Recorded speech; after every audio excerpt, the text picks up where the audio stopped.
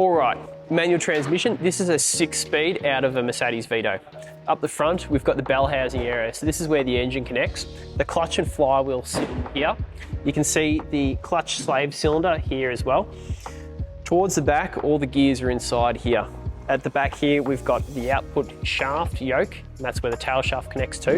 And then we've got all the linkages here, which the gear shifter cables coming from the gear selector lever join to. So over the life of your Mercedes transmission, the main maintenance item is replacing the fluid inside.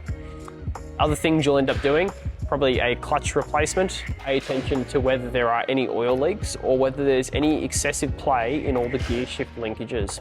Generally, if there's a problem with your gear shift linkages, you'll be able to feel it through the gear selector lever. You might find it difficult to select certain gears, often first or second gear. If that's the case, give us a call, we can fix it. It's generally a case of cable adjustments or replacement to some of the linkages.